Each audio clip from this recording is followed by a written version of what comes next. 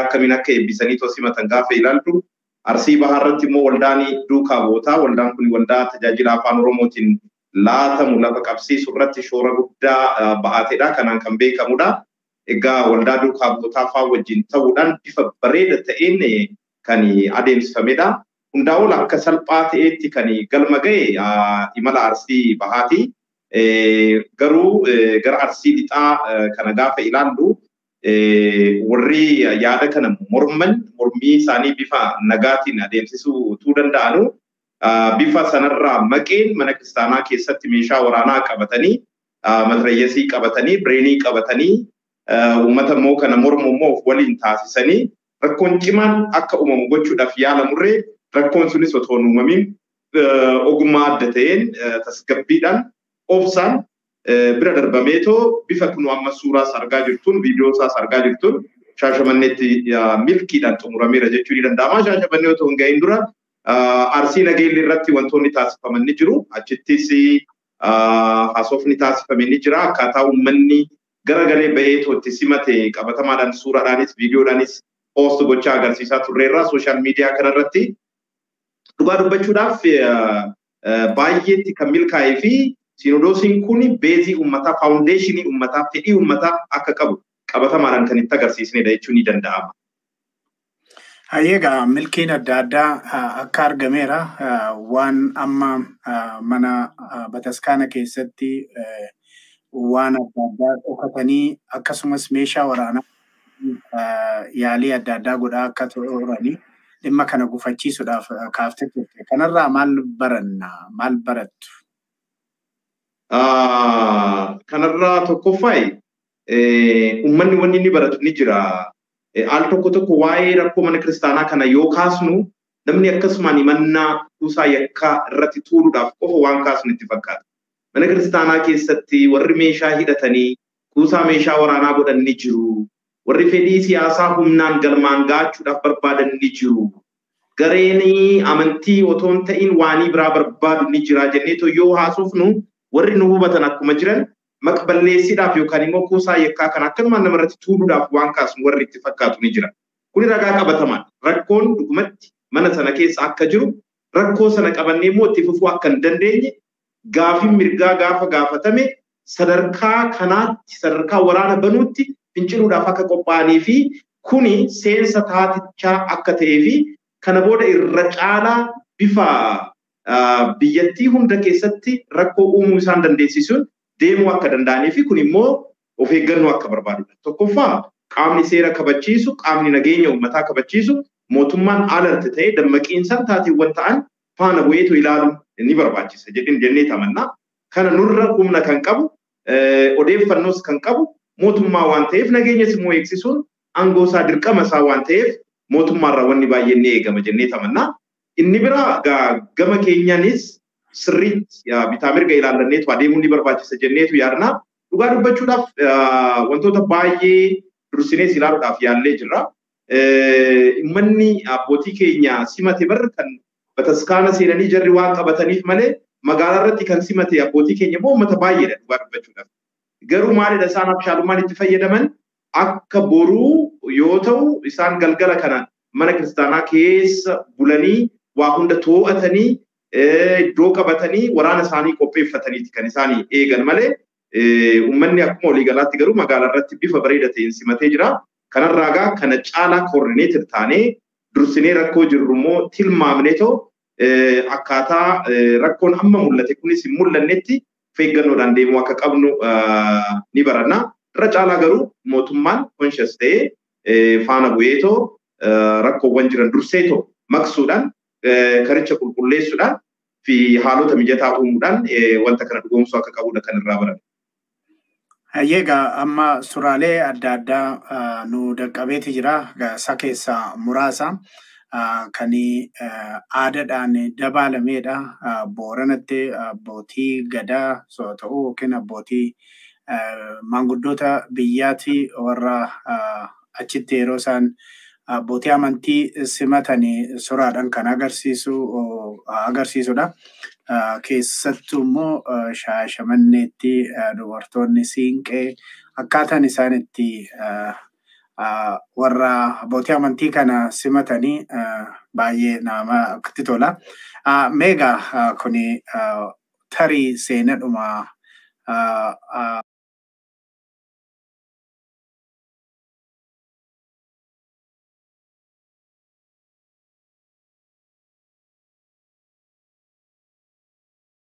Ortodoksii keessatti adda ta'amee kan mul'ate fakkaata.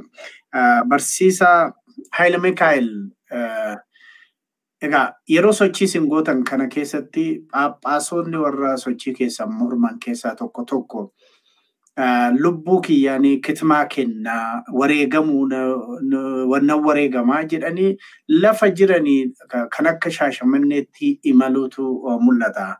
Kuni abbootiin amantii warri nama gorsanii waan akkasii yeroo hojjetan kun maal agarsiisa tarii akka nama amantii kan hordofu tokko?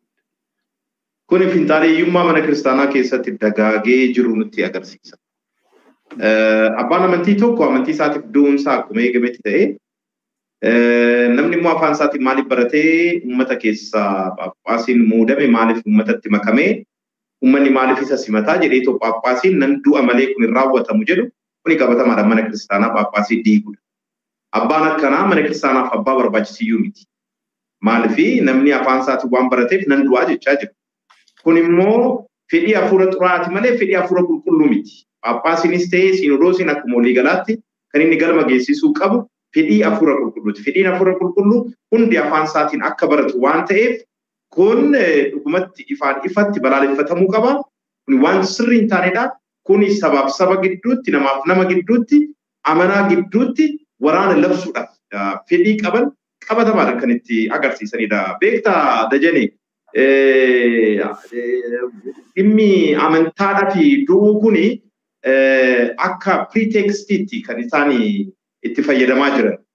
Akka golgaatti jechuun kaayyoo biraa ta'eet golga sanaatiin waan baay'ee siyaasa biyyattii kana keessatti kan isaan raawwachaa turan. Hunda jechuu koo miti.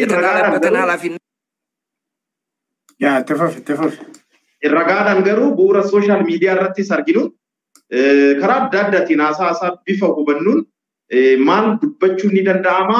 Finxaaleeyyummaan fedhii siyaasaa jabduu qabu uummata kana sabaaf sablammii biyya kanaa afaan tokkoon ukkaamsuu barbaadu garee wayii jalatti immoo gadi qabeetoo bulchuu barbaadu ni jira. Fedhiin akkasii sun immoo gara abbootittis dhufeetoo abbootiin abbummaadhaan otoo waa takka illee hin qaana'iin waan akkanaa keessaa akka seenanidha kan agarsiisu. Suuraa kana agarteetta. Suuraa Phaaphaasonni haadholii siiqqee waliin ka'an kan. Phaaphaasiin amma nan du'a malee jechaa jiru kun uummataaf haadholii siiqqee waliin tajaajila inni raawwate tokko iyyuu hin qabu. Hawaasa aadaa kanaan waloomee wanni raawwate tokko iyyuu hin qabu. Dhugaa dubbachuudhaaf Phaaphaasiin kun afaan Oromoo iyyuu hin danda'u. Dhalootaan biyyisaa naannoo Goojjaamidha. Akkasumas immoo naannoo Goojjaam ta'uu isaa qofa miti afaan uummatichi ittiin dubbatuu fi waliigalu kana afaan Oromoo kana gonkumaa iyyuu hin danda'u. Abbaan kun by the way barreessaa Sinodoosii kan turanii fi yommuu manni lubummaa Oromiyaa dhaabbatu sanas yoo barbaadan amantii isaanii gatanii bataskaana kana keessaa bahuu danda'u malee manni lubummaa Oromiyaa caasaa mana kiristaanaa kana keessatti dhaabbachuun qabu jedheetu nama falmaa ture.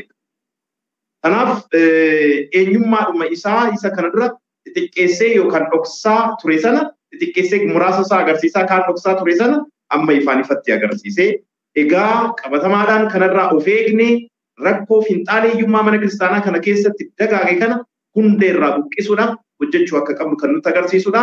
Qabsoon nuti keessa seenne qabsoo salphaa akka hin taane qabsoo wareegamummaa baay'ee keessa darbuu qabu akka ta'e jarri bu'uuruma duratti dubbachaa turaniin hidda dhiigaa keenyatu citee bu'uura jechaa turaniin isaaf sadarkaa deebii laachuu isaan dandeessisuun kan isaan socho'aa jiranii nus immoo akka amanaa tokkotti akkasumas immoo mirgi dhala namummaa eegamuu qabaa, mirgi heera mootummaa eegamuu qabaa, safuun aadaan eenyummaan hawaasa kanaa kabajamuu qabaa jechuudhaan amanaanis sabni Oromoos qaamni kana isa quuqus by the way dirqama saba Oromoo qofa miti.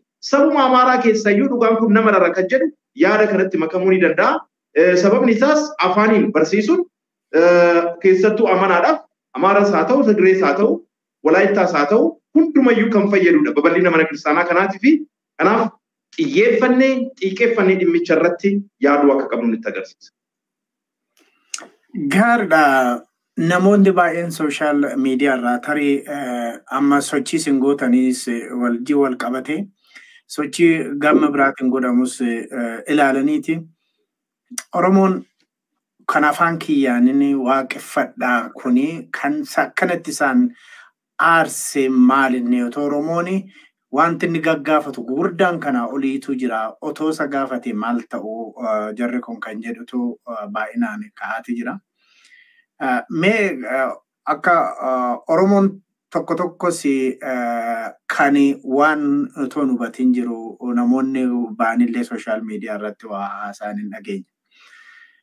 Innis afaan Oromootiin kana goonanii maaliif akkanatti isaan aarse idda dhiiga keenyatu citee jedhamee waan jedhu kana maali kana haariin kana hundumaa kan fide kan jedhu meeddoo kanatti gadi jabeessite barsiisaa Haayile Mikaa'el nutti himi.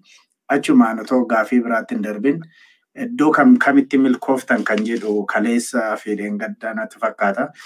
Kara keessatti na gaafataa jiru warra sanas irra nu deebitaa jechuudha.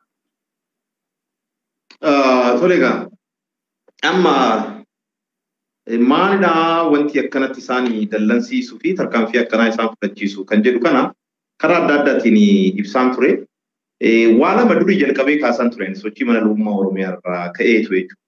Rakkoon mana kiristaanaa keessa jiru tokkoffaa gareen siyaasaa fedhii siyaasaa garee wayii qofa galmaan ga'u sochiin tajaajila afaanii kun immoo kaayyoo siyaasaa isaa sana jalaa danqu ta'eetu kan itti mul'ate ni jira. Gareen siyaasaa kun harka abbootii micciiree jira. Abbootii of harkatti galfatee jira. Akkuma isaatitti hojii isaa kaadreewwan hojjechuu danda'an taasiseefaa sadarkaa bocuutiin ga'ee jira gareen siyaasaa kun jechuudha. Kanaaf amma gareen siyaasaa kun fedhii faayidaan isaa jalaa tuqamuun isaa danuu kan isa gaddisiisudha. Isaan kan itti hirkatan waa'ee tokkummaa mana kiristaanaati. Garummoo tokkummaa mana kiristaanaa eeguudhaaf afaan baay'eedhaan dubbachuun inumaayyuu waanii fayyadudha malee waanii miidhaa geessisu miti. Kanaaf gareewwan kanneen kana duratti karaa adda addaatiin biyya alaas kan turan fa'aadha. Biyya alaa yommuu turanitti karaa adda addaatiin gareewwan siyaasaa warra hidhataniitu waraana keessa seenan fa'aa maallaqaan fa'aa warra deeggaraa turanidha. Kuni ragaadhaan kan deeggaramedha. Haasaa fa'aa kan taasisaa turanidha. Warreen loltuuwwan waraanaan mootummaa biyya kanaa fonqolchuudhaaf hojjechaa jiran qaamaan iddichatti argamanii warra jabaadhaa jedhaniitu jajjabeessaa turanidha. Kanaaf Gimboota sabaatti kan jedhu wajjin warra qawwee qabatanii gammoojjitti gadi bu'an keessaa. Dhugaadha. Kanaafuu amma garee sanatu barri hamba bulchaa mana kiristaanaa ta'ee mana kiristaanaa keessa seene. Garee sanatu hojii adeemsisaa mana lubummaa waliigalaa akkasumas immoo barreessaa siinodoosii ta'ee dhufe. By the way, rakkoon kana dura siinuma jira ture. Erga gareen siinodoosii baqataa kun gara biyyaatti galee booda garuu dhimmoonni gar malee xaxamaa dhufan. Gar malee wantoota gaafataman irratti gar malee ho'aa xiiqii keessa seenaa miireeffachaati kan isaan dhufanii. Kanaaf fedhiin siyaasaa kun nu jalaa hafee jira. Karaatti nu jalaa hafaa yaada jedhuuf sodaa jedhudha kan akkana isaan gurgure. Tokko lammeessoon fedhii diinagdeeti siin jedhee jiran. Diinagdeen manni kiristaanaa qabdu salphaas ta'in. Maallaqni mana kiristaanaa qabdu gar malee guddaadha biyya kana keessatti jechuudha. Maallaqni kun immoo eessaa dhufaa yoo jennu riisoorsii guddaa akka biyyaatti kan qabu Oromiyaan kunumaa gaafii hin qabu. Ikonomikaalis akkasumas immoo population size isaas akkasumas geographically bal'ina isaa qofa miti strategical importance Oromiyaan qabduu fi Oromiyaan taanee immoo Oromiyaadhaan ala naannolee jiran kan akka naannoo kibbaa faa kan akka Sidaamaa faa maal faa strategical importance isaan qaban akka laayyootti kan laallamu miti. Kanaaf amma siinodoosii sabaaf sablammii gaafa muudamu warri gareen muraasni riisoorsii kana qofaa isaanitti exploit gochaa turan suni ni dhabuu jechuudha. Jalaa citaa jechuudha faayidaan isaanii suni jechuudha. Akka barbaadanitti kan raawwachaa turan. Ni biroo wanni hubannoo keessa galchuu qabnu caasaan mana kiristaanaa kanaa caasaa durii caasaa fiyuudaalaati. ilaalchi mana sana keessa jiru ilaalcha durii ilaalcha fiudalaati. Har'allee warri Haayile Sillaaseedhaaf mormanni jiru falmanni jiru bara. Warri Miniilikiif falmanni jiru bara. Fakkii Miniilik bara qulqulloota keessaa akka isa tokkotti bara mana kiristaanaa keessatti maxxansanii ayyaana dhaloota Miniilik guyyaa boqonnaa isaa bara warri kabajanni jiru bara. Har'as bara ayyaana dhaloota Haayile Sillaasee Harar gaafa deemtu bara warri kabajanni jiru bara. Bifa adda ta'e jechuudha. Kuni maal agarsiisa? Ilaalchi fiudaalaa mana sana keessaa hin baane. Ilaalcha fiudaalaa sanatu dhokatee riphee gaafa tuttuqaan itti baay'atu amma gara dhoowutti ga'e. Fuulletti gara bahuutti ga'e. Sirni fiudaalaa biyyattii keessatti kufe malee mana sana keessaa hin kufne. Akkasumas bara 1991 akka lakkoofsa Awurooppaa yemmuu heerri mootummaan haaraan ba'us hubatteetta taanaan inni mirga sabaaf sablammii kan eegudha. Heerri mootummaa kun yookaan sirna federaalaa kan diriirsedha. Garuu akka mana kiristaanaatti caasaan mana kiristaanarree fooyya'eetoo kana waliin deemuudhaaf fedhii qabu nagarsiisa. Kanaaf maal jechuun barbaadanii rakkoon jiru rakkoon gama kanaan jiru sirna fiudaalaa sanarraa ilaalcha sirna fiudaalarraa ba'uu baachuu mootummaatti maxxananii waan barbaadan akka barbaadan gochuun sun waan barameef inni nu harkaa bu'ee jira yaada jiru. Egaa kuni akka ilaalcha kiristaanummaatti yemmuu hiiknu dhugumatti kuni mana kiristaanaa jibbuurraa fi mana kiristaanaatiif dantaa dhabuurraa diinummaa mana kiristaaniitirraa kan madde. Namni mana kiristaanaa jaalatu afaan hundaan ni tajaajila. Namni mana kiristaanaa jaalatu babal'achuu ishee ni barbaada. Oromoo fi kibba biratti babal'achuun ishee bar isaan advantage hawaasa amanaadhaaf jechuudha. Dhugumatti mana kiristaanaa kiyya nan jaaladha yoo jedhe bar beeksifachuu qaba bar afaan baay'eedhaan mana kiristaanaa isaa jechuudha. Kanaaf kuni amma gaa ilaalcha siyaasaa fedhanii isaa qabaatanii maal isaa qabaatanii ani akkamitti hiiktawoonaan jette kuni diinummaa mana kiristaanaatiif isaan qaban agarsiise. Gaariidha. Gaafa nama tokko keessanii eessatti kan milkooftan kan jedhutu jira. Iddoo adda addaa kaaftee turte sila isaanuma irra deddeebitee akka dhooftufee barbaadaniiti natti fakkaata. Sana sii kenneen mee gara uffata gurraacha uffachuu soomana akkasumas hiriira guddaa waamuu warri kaan hiriira jeequmsaa jedhaniiti ibsu kana waamutu mul'ata. Garasitti darbina eessatti milkooftan kan jedhuuf mee gaafii nama kanaa bira toon darbin dura sana amma tokko jettee gara gaafiitti aanutti darbina. Haayile Mikaa'el. Tole egaa eessatti milkooftan kan jedhu gaa'e Arsiin lixaa jira, Arsii bahaa yookaan Asallaan magaalaa guddittii kan itti taate jira. Akkasumas Harargeen lixaa jira, Booranni ni jira. Iddoowwan kanneenitti baay'eetti milkoofnee jirra jechuun ni danda'ama. To some extent challengeewwan yookaan rakkoowwan Arsii lixaa irratti nu quunnamaniin ala innumtuu immoo injifannoo cululuqaa ta'een kan milkaa'edha. Arsii Nageellee irraa eegalee wanti nu quunname garmalee bareeda siin jedheera. Har'as Shaashamanneetti yemmuu galan wantoonni nu quunnaman dhugaa dubbachuudhaaf hawwataa kan turedha. Egaa iddoowwan kanneenitti milkoofnee jirra. Kan nu hafan amma iddoo muraasadha. Jimmi nu hafaa, Harargee bahaa nu hafaa, Gujiin nu hafaa, akkasumas immoo irra deebinee immoo kibba Shawaa lixaa biyya lallabaa abbaa keenya immoo daawwachuu qabna. Yaadni jedhu ni jira. Achittis karoora mataa keenyaa ni qabna. Shaggar Siitiidhaaf Paappaasii ramadnee jirra. Egaa Paappaasiin Shaggar Siitii kunis gara sulultaatti kan imalan ni ta'a. Kanneen irratti wantoota jiran yoo xumurre gama ramaddiitiin dhugumatti milkoofnee jirra jechuun ni danda'ama. Inni biroo gama uffata gurraachaatiin wal qabsiistee kan kaafte ni jira. Uffata gurraachaa uffannu kan jirudha. Gaafii otootiin deebisin dura viidiyoo amma agarsiisaa turreetu jira. Viidiyoo sana xinnoodhuma dhaggeessee.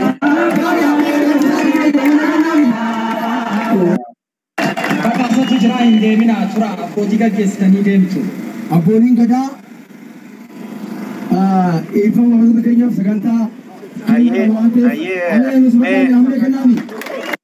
Abdii kan amma warri sinodoosiisa kana mormu keessaa dubbatan tokko jira. Waa'uma uffata gurraacha uffachuu hiriira waamuu fi dhimmoota biraatiin wal qabateeti isa dhaggeeffannee walitti deebina.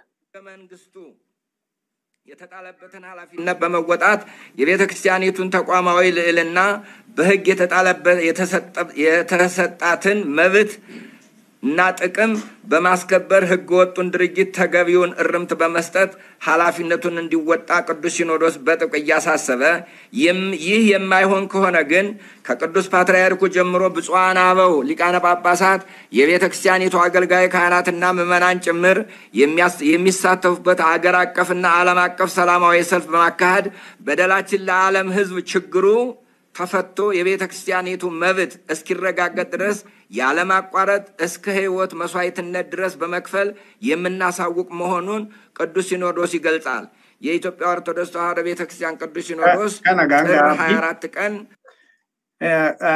ከነረቲ ሁንዳውዳኒ ካን ኬሳ ጉቱማ ሳትን ነጌስፍኔ ኡፈተ ጉራቸ ኡፈዳ ገዳ kan jedhudha hiriira guddaa tokko qopheessinee jirra kan jedhudha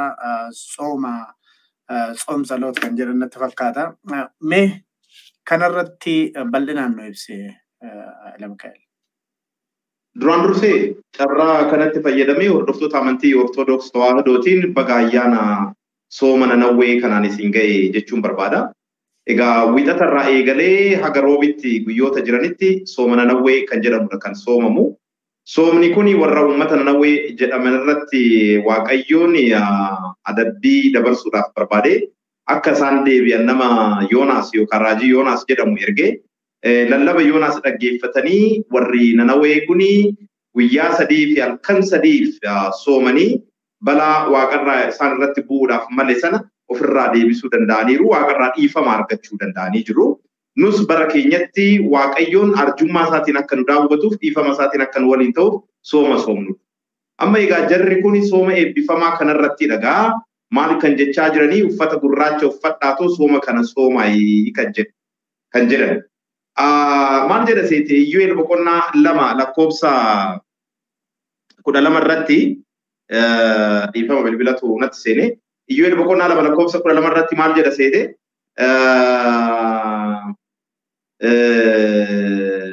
sooman boo'ichaan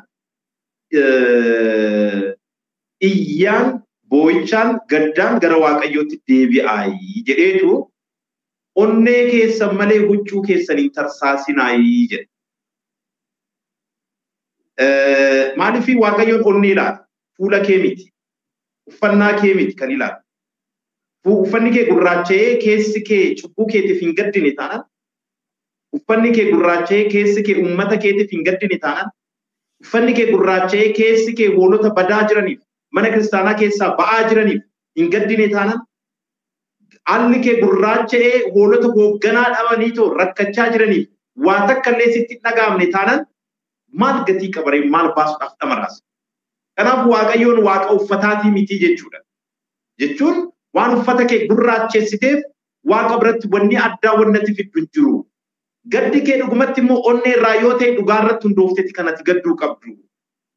Namni waanii cubbuu ta'e tokko maaliidhaaf hin raawwatamne jedhee namni afaan isaatiin maaliif barachuun hayyamame dhugoome jedheetoo gaddaa jiru. Gaddi kuni gadda dhugaa irratti hundaa'ee miti. Gadda waan gaarii irratti hundaa'ee miti. Waan yaraadhaafis soomuun inuma danda'ama dhugaa dubbachuudhaaf. Kitaaba qulqulluu irratti hojii duukaa bootaa irratti maal jedhaa? Hanga qulqulluu Phaawulos ajjeesnutti hin nyaannu hin dhugnu jedhaniitoo warri isa ajjeesuudhaaf barbaadan walii kakatanii jedha. Amma kuni soomadha. Garuu maaliidhaaf soomaa jiru? Nama ajjeesuudhaaf soomaa jiru jarri kun jechuudha. Hanga qulqulluu Phaawulos ajjeesnutti hin nyaannu hin dhugnu jechaa jiru. Ammas jarri kuni hanga gaafiin sabaaf sablammii kuni ukkaamamutti hin nyaannu hin dhugnu jechaa jiru. Hanga afaan hundaatiin barachuu jedhameetoo wanni yaadame kuni Sinodoosiin Oromiyaa fi sabaaf sablammii kuni hin diigamnetti hin nyaannu hin dhugnu waan gaarii hin uffannu gurraachofnee gaddinee deemnaa jechaa jiru. Kanaaf maal jechuu barbaadetanii amma sooma tokko sooma kan godhu kaayyoo itti soomtu sanadha. Kaayyoon kee sirrii hin taane taanaan namni poosterii gaarii qabaachuudhaafis soomuu ni danda'a. Dhaabbii gaarii qabaachuudhaafis soomuu ni danda'a. Fayyaadhaafis soomuu ni danda'a. Nyaata adda addaa lagachuu ni danda'a. Nyaanni kunis hin ta'u jedhamee dhorkamuu ni danda'a. Kunoo immoo akka jara kanaa ergamni duukaa bu'ummaa akka galman geenyesi soomuu ni danda'a. Kan baay'ee si ajaa'ibsiisu jechuudha. Garuu immoo faallaa kanaatiin immoo duukaa bu'oonni maal gochaa turanii kan jedhu gaafa ilaaltu erga guyyaa 50ffaatti hafuurri qulqulluun isaanii bu'ee booda ergamni duukaa bu'ummaa akka galma ga'u soomanii jedha. Nyaataaf dhugaatirraa ifii isaanii lagataniitoo tajaajila isaanii akka jalqaban barnoota mana kiristaanaa keessatti ni ibsama. Kanaaf soomni keenya maalidha kaayyoon isaa kan jedhu sirriitti madaaluun baay'eetti barbaachisaadha. Amma gaa soomni jara kana waan faallaa wangeelaa ta'edha. Waan faallaa ergama duukaa bu'ummaa ta'edha waan ta'eef gurraacha uffachuun kunis waan waaqa biratti fudhatama qabus miti. Kanaaf waa lama sii kaase tokkoffaa soomichi kaayyoo isaa miis godhee jira. It's not Christian fasting. Christian fasting should be based on mercy. Dhiifama irratti, maartaa namaa kadhachuu irratti, warra si miidhaniif illee waaqa kadhachuu irratti, warra si abaaran eebbisuu irratti, warra si ari'ataniif kadhachuu irratti kan hundaa'edha malee waan waraana waamuu wayii fakkaatu, waan uummata waan hin taaneef akka isaan hokkora kaasan wayii fakkaatu, waan hin taaneef affeeruudhaan soomnati soomtu gonkumayyuu waaqa biratti fudhataman qabudha kanarra isin jechaa jiru. Lammeessoon soomni dhimma uffataa miti.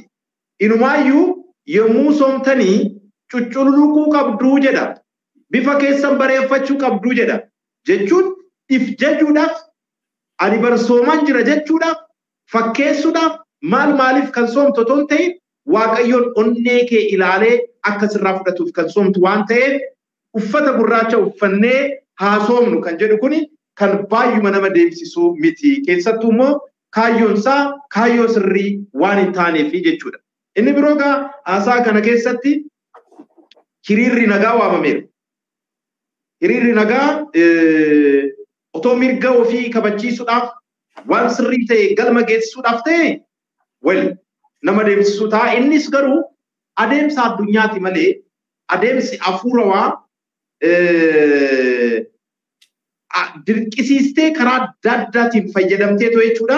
Fedhii kee galmaan ga'uudhaaf otoo hin ta'in dhugaa irratti hundooftee gaaffii kee gaafachuudhaaf iyyuudha kan inni ta'uu qabu. Kanaaf hiriirri nagaa mirgadha akka mirgaatti, mirga dhala namummaa irratti ifaan ifatti kan tumamedha.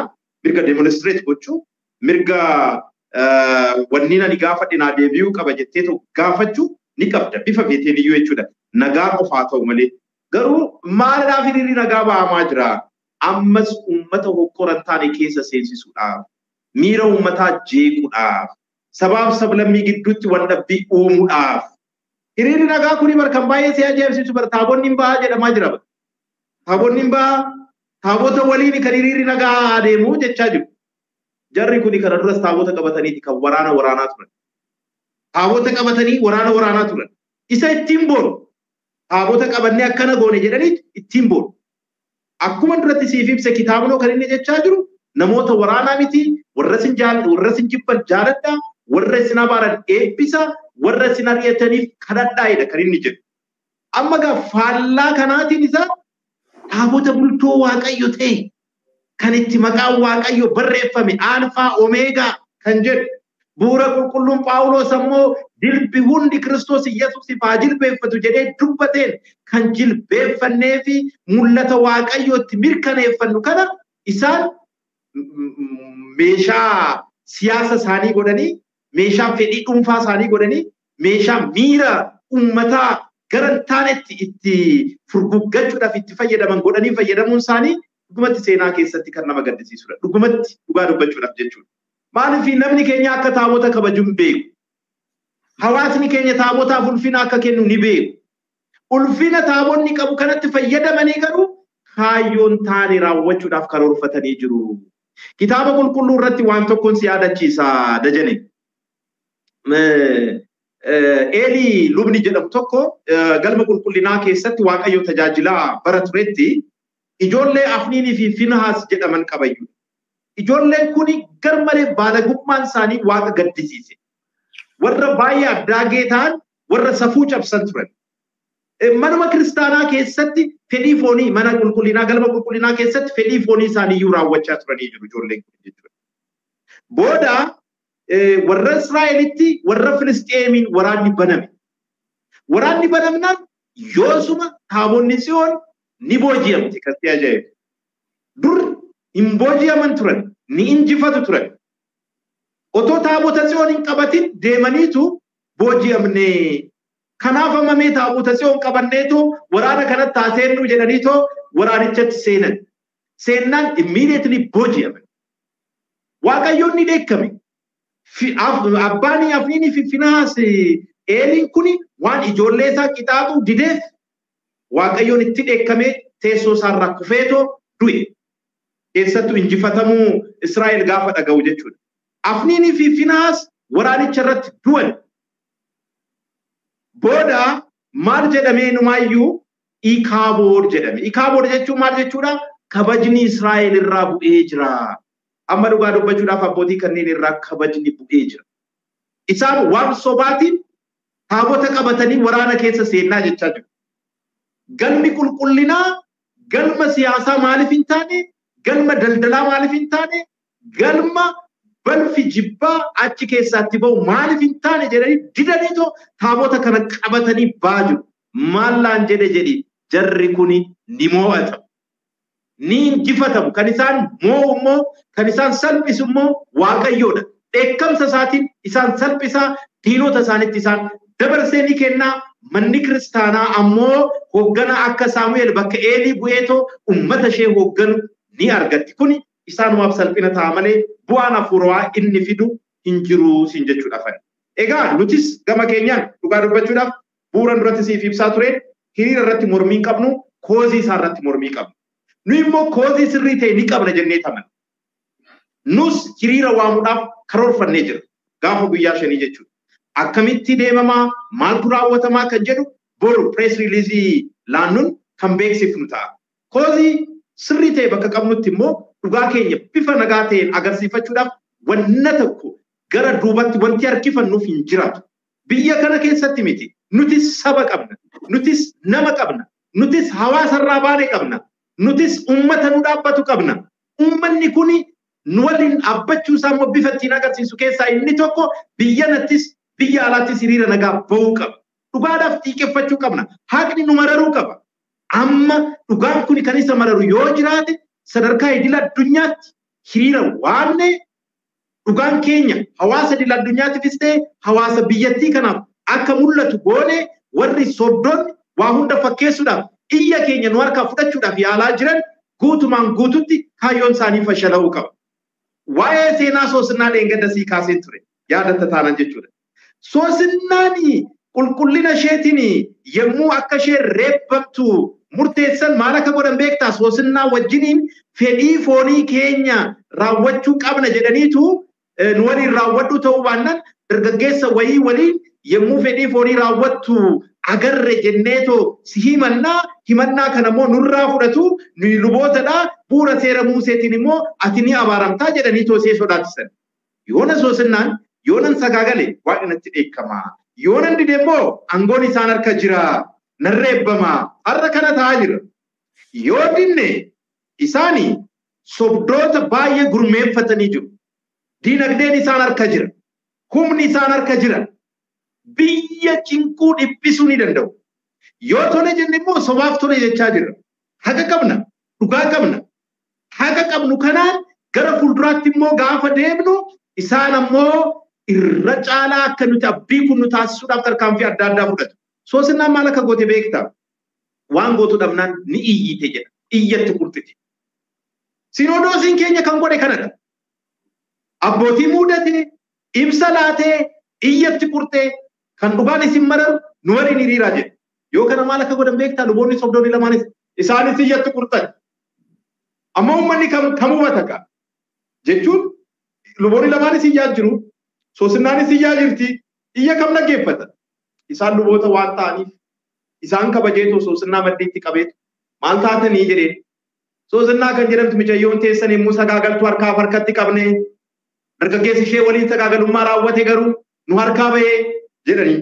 Egaa booda Soosinnaan kan bilisa baatu dhimmicha irra deebi'ee Daani'el Raajiin jedhamu akka ilaalamu yommuu godhutti jechi ragaa isaan laatan kan warri rukutu ta'e. Inni tokko eessatti raawwattee agartanii jedhamee too gaafa gaafatamu muka roomaanii jalattan argee jedhe. Inni tokko immoo kam jalatti agarte jennaan muka kookii jalattan argee jedhe. This is relevancy of place and the time wanni jedhamu jira. Law of evidence irratti jechuudha. Jechuun iddoo fi yeroo gochichi raawwatame wal fakkaataa ta'uu qaba kan ragoonni dubbatan jechuudha. Amma warri rukute akkaataa kanaan haga uummanni bilisa bahutti waca isaaniitiin uummata burjaajeessuu barbaadu jarri kun. Walumaa qixeeyyu qixuma soosinnaa qixuma warra abbaa dhugaatii. Kanaaf nuti amma kan nuti goonu namni dhugaa kana akka inni hubatu hiriira nagaa waamaa jira. Haqni keenya akka nu jalaan awwaalamneef malee waan biraatiif miti jechuudha. Hayyee sanis guyyaadhuma wal fakkaatu hiriira akka waamtanidha. Afaan Amaaratiinis waan itti deebinuu fi yeroo keenya qusannaa silaa waa hedduu kaasuun hin danda'ama. Dargaggeessa kana gara mana amantiitti waamanii achi dhaabadhaa achi bulaa mana amantii eegaa jedhanii garasitti waamuun garamitti deema kan jedhu hokkora akkamitti deema kan jedhu asuma achitti ilaaluun nama dhibu. Gama biraatiin immoo darbee Oromoonni tokko waan amma deemamuuf kana waan hubanne fakkaata namoonni jedhanillee hin jiru.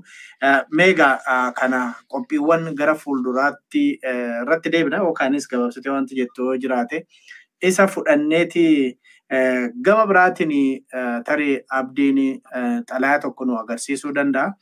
Kan amma jedhamaa jiru koree araaraa tokko akka sinodoosiin inni duraanii suni koree tokko kan dhaabe koree namoota hedduu keessatti argamu dhaabe jara kanaaf immoo beekamtii kennee bobbaasuu isaati yookaan immoo waamicha gochuu isaatti mul'ata. Kanarratti maal jetta barsiisaa Haayile Mikaa'el Taaddasaa? Araarri gaariidha. Araarri garuu dhugaarratti hundaa'uu qaba. Araarri kan ittiin gaafii uummataa akka inni galma hin geenye fi deebii hin arganne ittiin da'eessanii fi ukkaamsanii hambisan ta'uu hin qabu. Araarri. Amma gaa koree araaraa dhaabbate kana gaafa ilaallu durumayyuu kanaa isaanii dhaabbatanii too dhufan isaanii. Nuti gama keenyaan koree araaraa jennee too wanti waamnes hin jiru. Nuyi tajaajila keenyatti kan nuti itti fufuu barbaadu.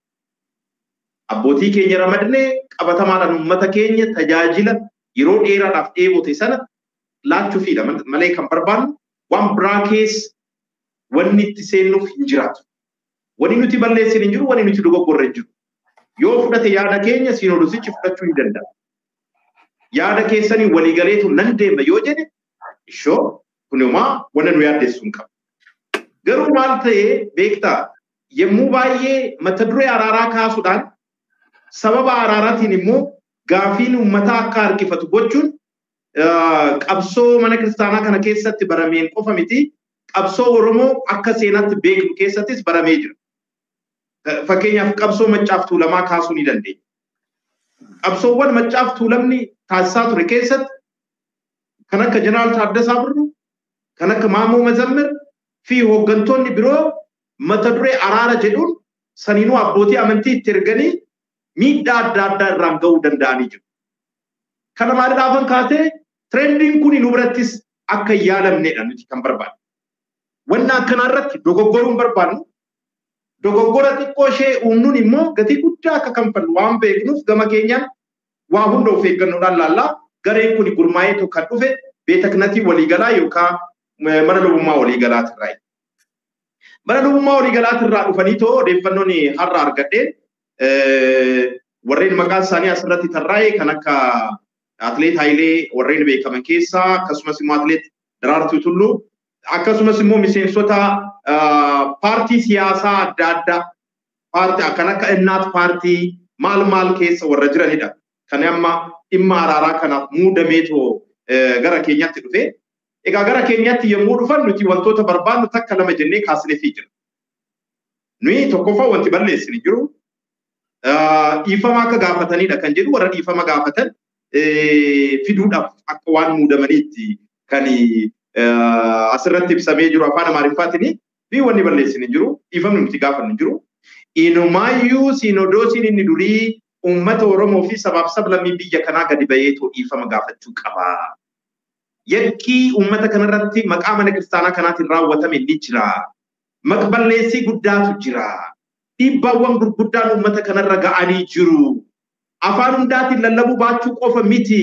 Siyaasaan michaniitoo uummata kanarra miidhaa geessisu ni jira.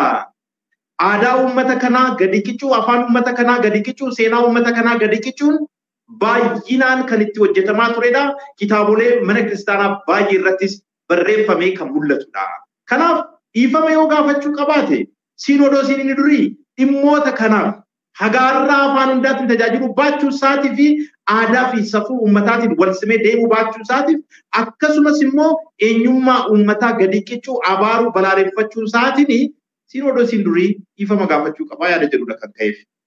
Inni biroo sababni itti paappaasota muudne kana beekamtii isaan dhabsiifnuuf hin jiraatu guutumaan guutuutti approvalii kennamuufii qabaa kan jedhu kan ka'eef.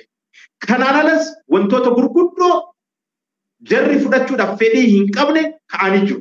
Jechuun isaan kaasuu waan nan barbaachisneefani miidiyaa kanarratti kana nani kaasaa ture jechuudha. Egaa kun isaaniif haa ka'u. Dhufeetoo nuuni sabaaruu isaaniitiin dhiifama kan nu gaafachuu qabu. Isaanidha. Isa booda garuu wanni akka ta'u barbaannu tokko lama jenneetu wanni tarreeffanu ni jiru. Wantoonni gurguddoon isaan hin raawwatamne taanaan wanni itti walii galuuf hin jiru. Garuu preconditioning isaa kanadha. Garuu maalaarrattuu seenuu keenyaan dura uummata Oromootiin wal lolanii sabaaf sablammii biyya kanaatiin wal lolanii afaan isaaniitiin isaan hin barsiifne meeqatu muufateetoo mana kiristaanaa kana keessaa ba'e amantii kana meeqatu jibbe meeqatu xireeffate kun akka sirraa'u yoo barbaadan duraan dursee uummata kana sabaaf sablammii kana dhiifama jedhaniitoo gaafachuu qabu. Abaarsi kunis sirrii miti jedhaniitoo dogoggora ta'uusaa agarsiisuu qabu.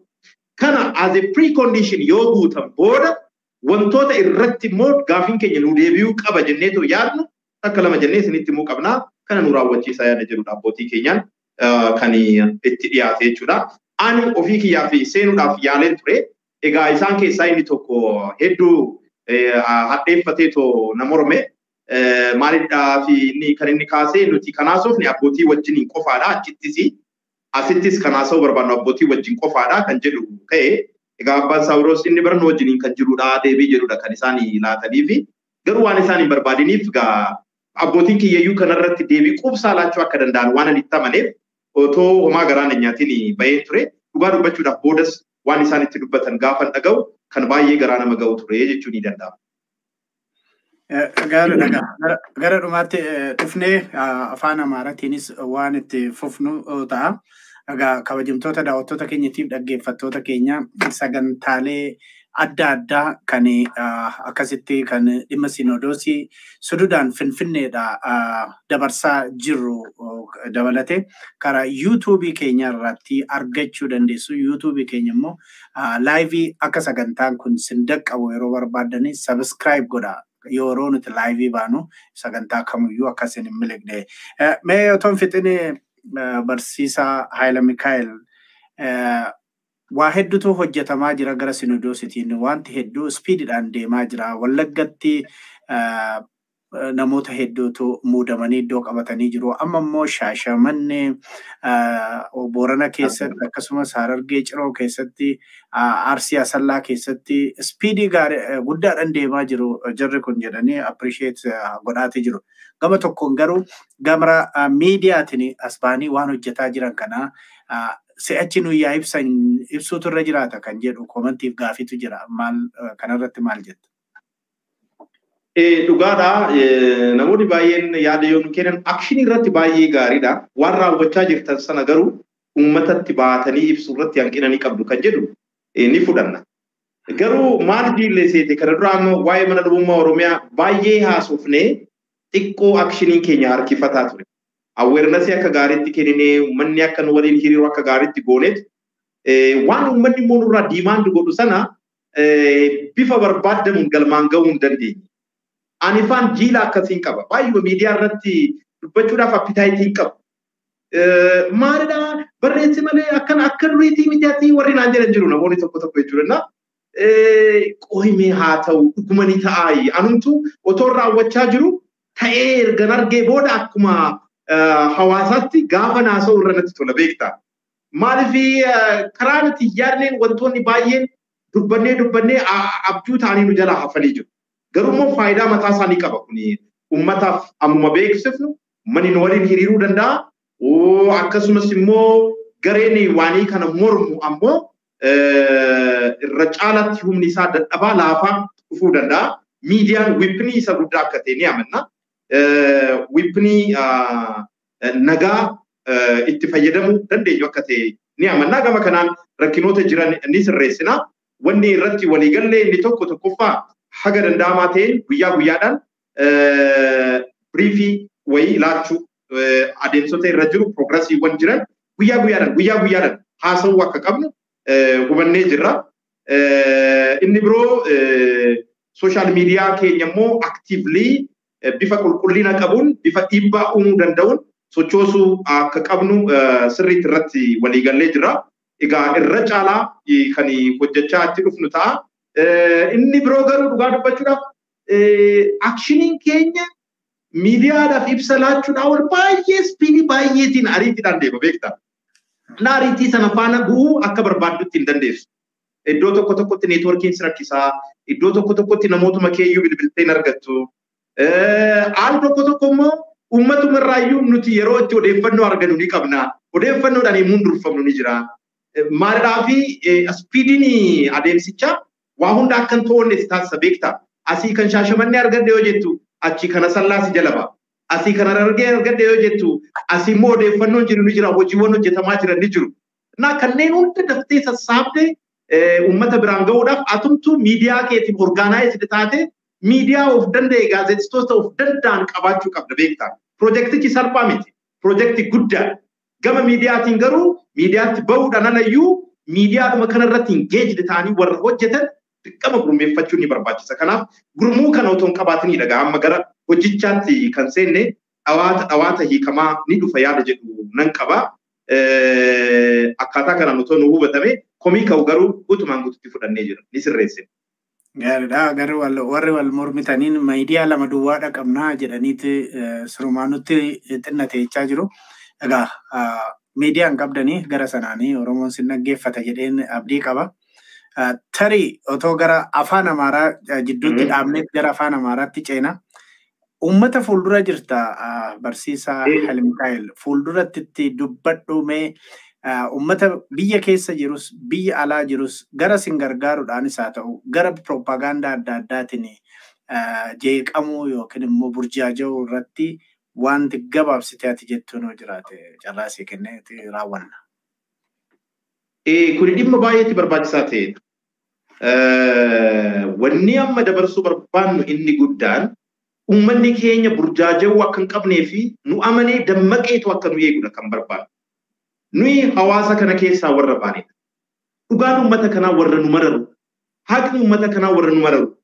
Keessattuu amanaan Ortoodooks Tawaahidoo keessa jiru dhugumatti mana kiristaanaa tana ni babal'isna yoo jenneetoo yaadde adeemsi nuti jalqabne mana kiristaanaa tana seef gochuu ni danda'a. Manni kiristaanaa tuni kan kaleessaa qofa taateetoo akka jiraattu hin barbaadu. Seenaa keessa darbuu qofa otoo hin ta'in bara isheetti seenaa akka raawwattu yoo barbaadame afaan hundaatiin dubbachuun jenereeshinii kana waliin akka isheen itti fuftu kan ishee taasisu. Kuni beekamaadha. Kaayyoo biraan qabnu.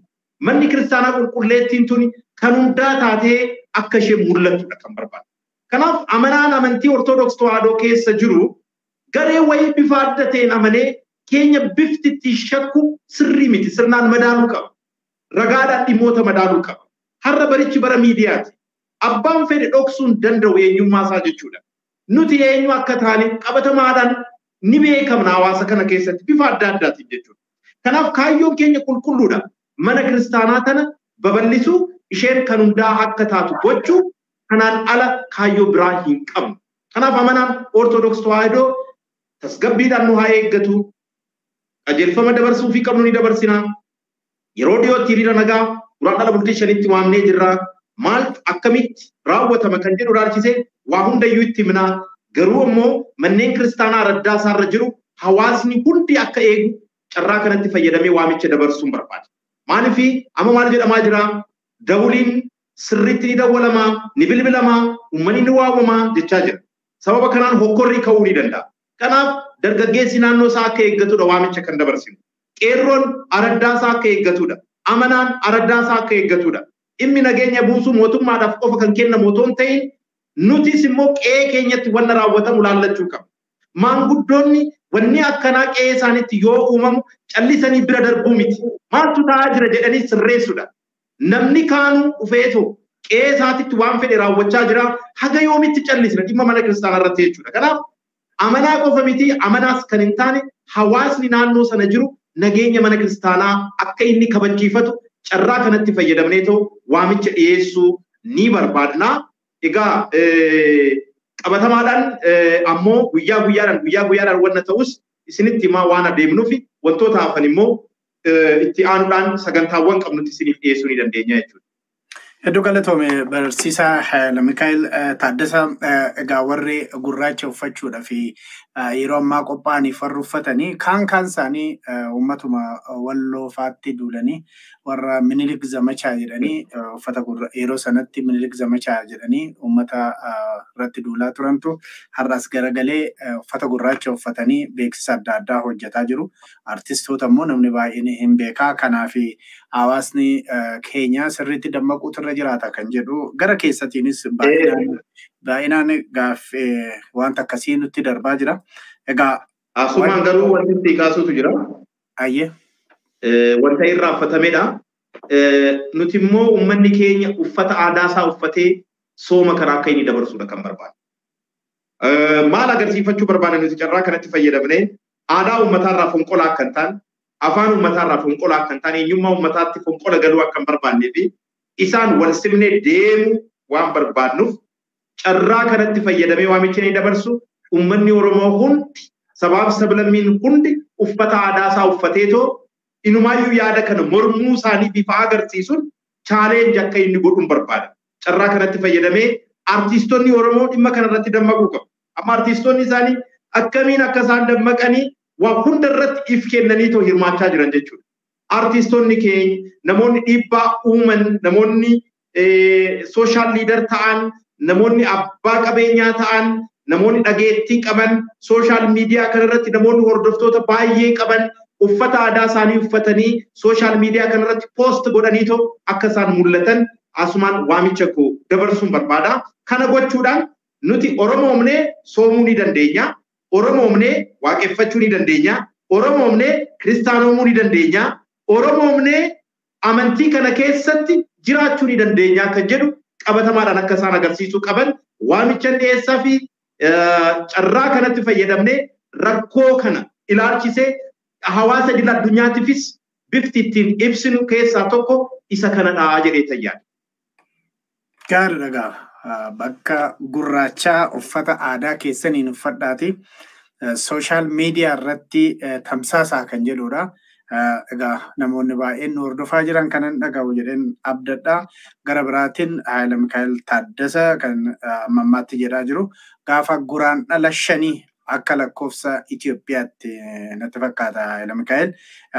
Guraandhala 5 isinis waa hiriira guddaa tokko kan sabaaf sablammoota Oromoof sabaaf sablammoota akka waamtanidha. Sanarraa nurraa nafina kan jedhu. Egaa borummoo boru har'a asii ana biraa dilbata North America jechaadha. Boru wiixata ibsa kanarratti akka kennanidha. Ibsa kanammoo OMN sodudaan kan dabarsinu ta'uudha. Isinii ibsuu barbaada. Hundi keessanii qe'ee keessan eeggadhaa. Waan adeemaa jiruuf waan argitan immoo qaama nageenyatti dafaatii ibsaa kan jedhudha. Ergaan Haayila Mikaa'el dabarsee Haayila Mikaa'el Taaddasaa gaa amma akkasin qophaa'aa jirtanitti guyyaa yookiin yeroo muraasa keessanitti gadi baatanii waan jiru waan beeksiftuu fi walitti deebinaan jedheen abdadha. Waan har'aa yeroo bal'aa fudhattee waan jiru nuuf ibsiteef hedduu galatoomna. Ulfaadhaa sirrii.